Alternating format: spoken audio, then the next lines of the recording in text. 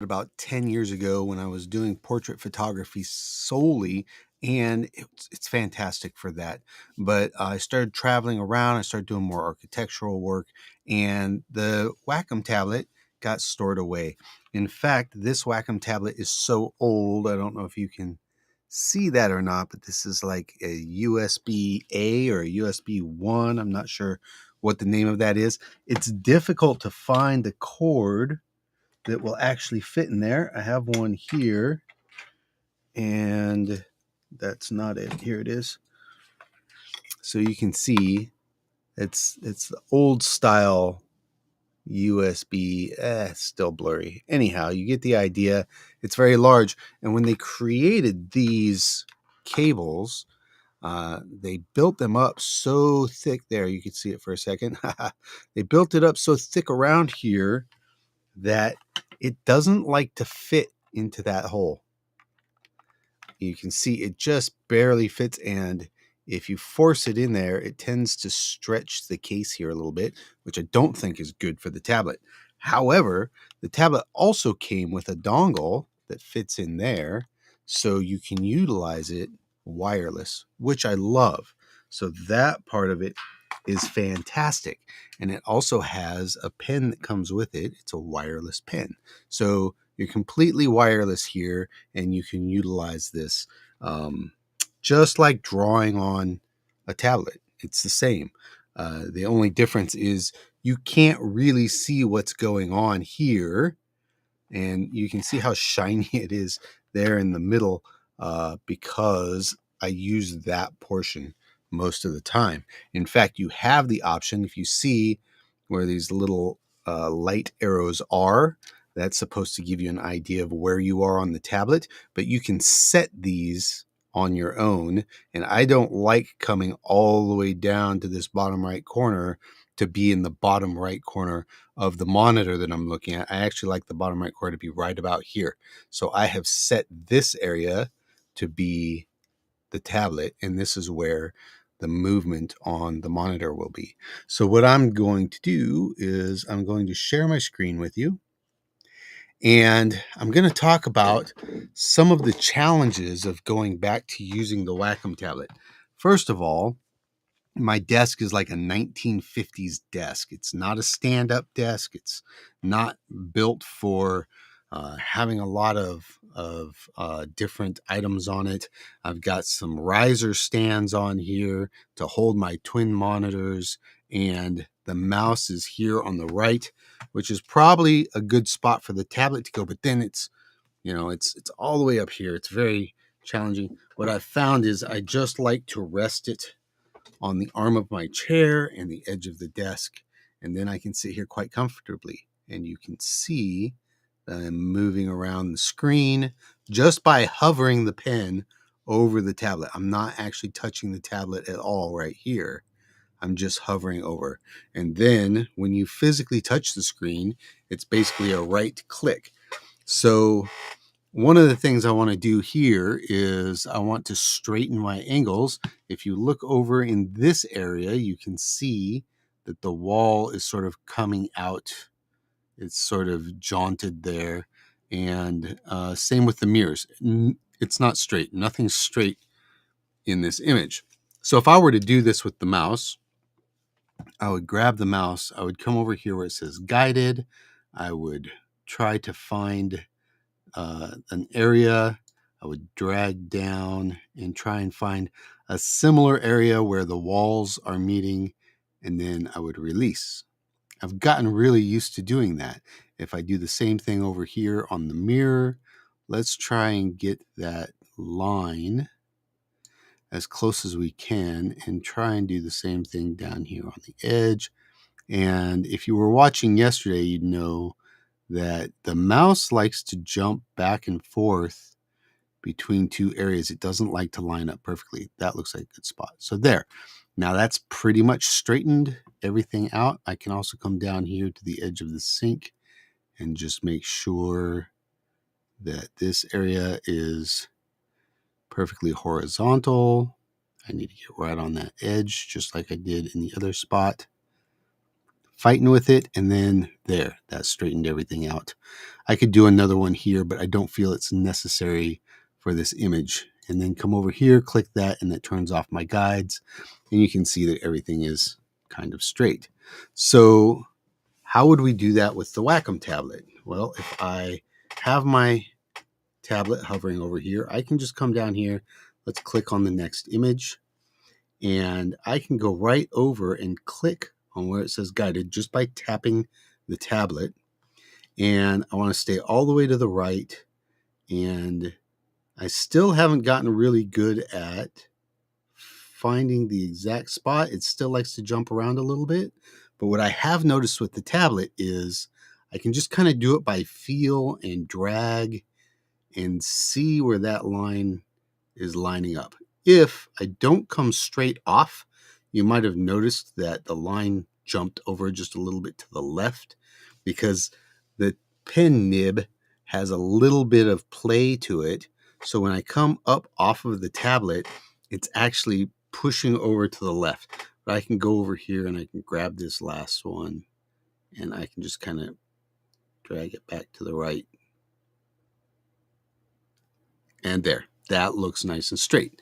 So I'd come over to the left side and I'd do something similar, find a line that should be horizontal, tap, drag, line up that line, and release. And that tends to line everything up. Now let's do our verticals. No, horizontals. I was saying it backwards. Just draw straight across that line up there. And that looks really good. It looks like maybe it's not quite perfectly straight. And you'll see how just a little bit can make a huge difference. And I'm looking at the distance from here to here and seeing if it's about the same as from here to here. Now, if it's not perfectly centered, that's going to affect that as well. Let's come down here on the floor, see where that line is nicely delineated. If I can click right there, drag across and bring it up to the same edge here, and there. Now everything seems to be pulled into line. So I can come over here and turn those guides off. And what I've found is dragging around on the Wacom tablet seems to be a lot more functional. Like I can go over here and click, I can go over here and click. It's just kind of more ergonomic and fluid. Whereas when I'm with the mouse, I'm kind of chasing the mouse around. I'm trying to, figure out where it's at, wiggle it so I can see it. It's not as the best word I have for it is ergonomic, because wherever I tap on the tablet is where I'm going to be on the screen. I want to pick this guide up again. I feel like this is not straight.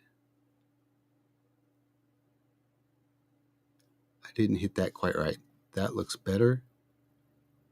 Maybe, whoops, that's too much. Bring it back just right in between. Find the happy medium,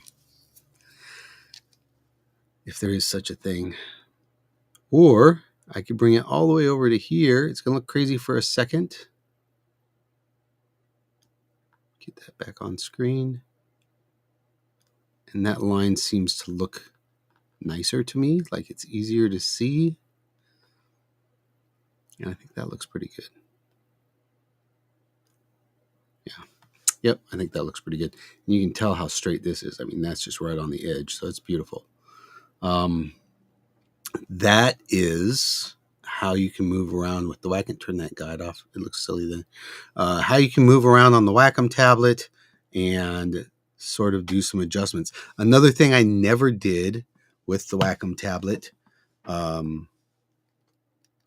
when I was doing portraiture, I did not do anything in Lightroom. Like I avoided Lightroom entirely. And now for the last few years, I've been using Lightroom specifically. So it's easier to get into Lightroom and do the editing for architectural work than it was maybe with with portrait photography. But if I wanted to come over here and let's get back over onto this side, let's right click. Where is it? Oh, that's zooming me in. Zooming me out. There should be a right click on this thing. There's got to be a way to do it. Pull up some of this other stuff, maybe. Settings. Oop. Whoa, I rotated it. That could come in handy in Photoshop, but not so much in Lightroom. I want to right click. So maybe my settings, I may have turned off the right click. Let's check this out. Wacom Tablet and properties and pen. Display toggle, I like that. Pan and scroll, I like that. But I need something to give me a right click. So maybe if I go to mapping, no. Go to device. Functions, let's try that. This is settings. I could go to keyboard, keystroke. Nope, that's not what I need. It's not going to be on the keyboard. Maybe navigation. Maybe clicks. How about that? Right click. There. Now my second button on the tablet here is a right click button. So let's close that. Click that second button. Wow, I didn't expect that to happen.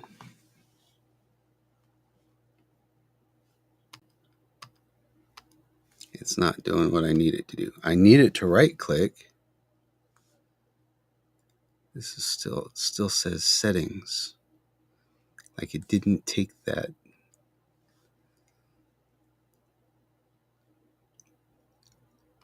Settings, clicks, right click. And I don't see anything that says to save.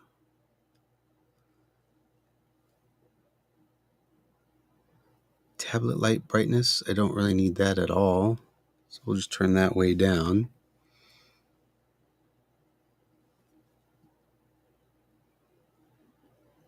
Okay. Try it again. It says right click here. If I go to one of these other ones and go back. Oh, I can set it for each. Oh, maybe that's what's wrong. Express keys, right click for Lightroom. Maybe it was, see, it changes back when I go to Photoshop. So maybe that was the problem. So let's close this. I'm going to hit right click. Yes, it worked. Now I can go edit in Photoshop and edit with Lightroom adjustments.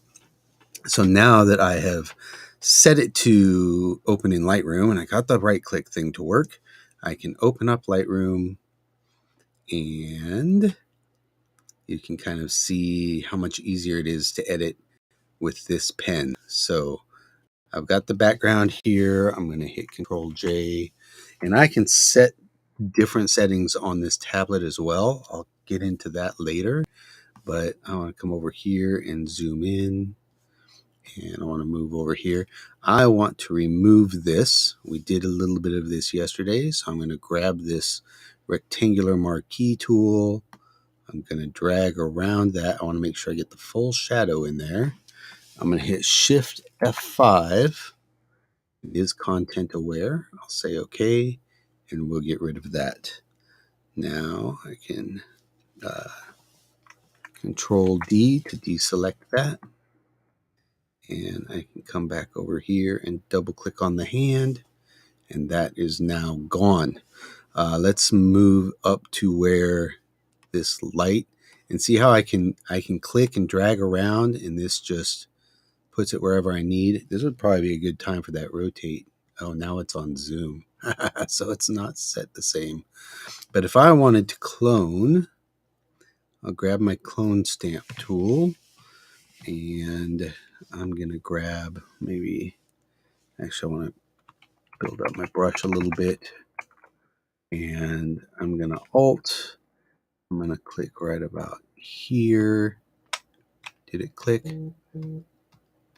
That's one of the problems I always had with this, was I never knew if it clicked right where I wanted. But it looks like it did. And I used to have it set so that I could rotate it also, which would be nice here. But I can go in just like I'm using a pen or a pencil, and I can draw on this. And you can see how close I can get to the lines. If I add more pressure, it adds more flow. It's just like using a real pen. So that gets in there really nice. Oh my goodness. That looks so good. And there we go. Zoom back out. And you cannot tell that that spot was in there. That is much more difficult to do with a mouse than it is with the Wacom tablet. So for that alone, I'm happy to have the Wacom back. I'm going to grab this and scroll over here. I love how I can just move around and look. Do I want to remove these screws? There's all these screws in there. I mean, they're there, so it's a real thing. I'm going to grab my healing brush tool and just draw over that. There's a little spot right there. So for these quick edits, this is super easy. I'm going to make my pen a lot smaller. I'm going to come over here and I just want to draw over this hair that's stuck on here and get rid of that. Yes, it feels good to have the Wacom tablet back in my hands. There's a little something on the floor there. I can just get right in there. And when you're using the mouse, you're kind of stuck with however big your brush stroke is. But when you're using the Wacom tablet, it has pen sensitivity if it's turned on, and the harder you press the pen, the thinner your stroke or the thicker your stroke becomes. So that's always nice, and you can just have a lot more control when you're utilizing that. Oops. Then if you're just relying upon the mouse. So it's also quick to just get in here really quick, tap a couple of areas. It almost just feels like drawing on paper. After a while, you become so used to it that you can really get in there and do some fine work. I like it. I'm happy with the Wacom tablet, and I think it's going to be a continuous part of my arsenal again. If you have any questions about utilizing it or any ideas about some other ways to use the Wacom tablet, or if you've used it and you don't like it, let me know. Tell me in the comments below. The other thing that I really like is this pen holder. I am not necessarily the most organized person, but I do like when you have things like that. And this pen holder also has some nibs down in there, so you can change out your nibs if they get worn, or there's different softness, different thicknesses that you can use those for. I think I've used the same one and they just don't really wear out. So it just depends on what you like. It's kind of like when the pencil lead wears down to that perfect angle and you just want to use that all the time until it wears out. These don't wear out nearly as quickly, so you will enjoy that. Do know that there is a brand new Wacom tablet out that is more like a tablet or an iPad, that you can see what you're drawing on. It also has a setting where you can use it just like this. I don't know why you would choose that setting if you could physically see it on here. Maybe it makes it work faster. There's less lag time. I don't know. This doesn't seem to have any lag though, even going wireless, even for the old technology that this particular model is. It's the Intuos Pro Small Pen Tablet, model PTH-451. If you have any questions about that, feel free to let me know, and I will talk to you guys soon. God bless.